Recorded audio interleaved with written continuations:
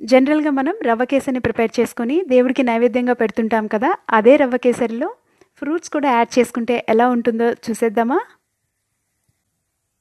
Hi అండి, welcome back to our channel అమ్మ చేతి మధురం. ఇవాళ వీడియోలో స్పెషల్ రెసిపీ బనానా తోటి రవ్వ కేసరి ఎలా ప్రిపేర్ చేయాలో చూద్దాము. బాండలు పెట్టుకొని 1.5 స్పూన్ వరకు నెయ్యి యాడ్ చేసుకుందాము. నెయ్యి కొంచెం కరిగిన తర్వాత ఇందులో ఎండు ద్రాక్ష, క్రష్ చేసి పెట్టుకున్న జీడిపప్పు, బాదం పప్పు కూడా యాడ్ చేసుకుందాము. డ్రై ఫ్రూట్స్ కొంచెం ఫ్రై అయిన తర్వాత ఒక పెద్ద బనానా తీసుకున్నాను.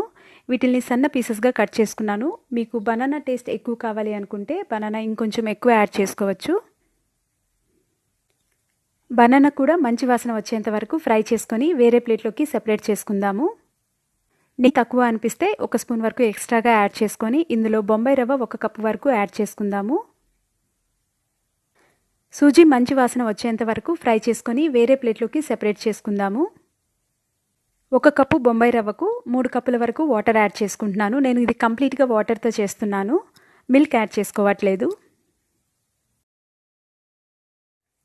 వాటర్ రోలింగ్ బాయిల్ అవుతున్నప్పుడు 1 స్పూన్ వరకు ఫ్రెష్ కుకింగ్ ఆయిల్ యాడ్ చేసుకుందాము. 1/2 స్పూన్ వరకు నెయ్యి కూడా యాడ్ చేసుకొని బాగా మిక్స్ అయ్యేంత వరకు కలుపుకోవాలి వాటర్లో. ఇందులో ముందుగా ఫ్రై చేసి పెట్టుకున్న బొంబాయి రవ్వను కూడా యాడ్ చేసుకుందాము. గ్యాస్ని మరీ హైలో కాకుండా లో ఫ్లేమ్లో ఉంచుకొని బొంబాయి రవ్వ యాడ్ చేసుకున్న తర్వాత లమ్స్ ఫామ్ అవ్వకుండా గరిటెతోటి బాగా కలుపుకోవాలి. సూజీ వాటర్ని అబ్జర్వ్ చేసుకునేటప్పుడు మూతతో కవర్ చేసి ఒక 2 నిమిషాల పాటు కుక్ చేసుకుందాము.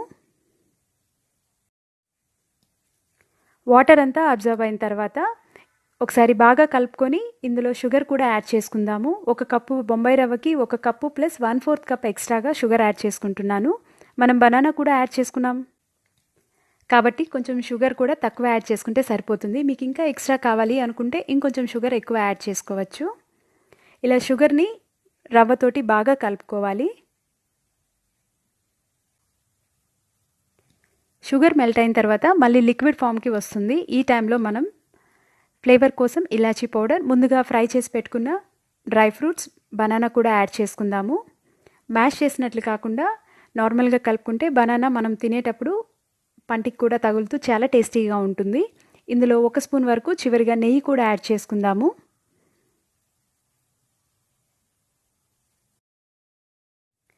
బనానా ఫ్లేవర్ రవ్వ కేసరిలో మిక్స్ అయ్యేంత వరకు 2 నిమిషాల పాటు కలుపుకుందాము.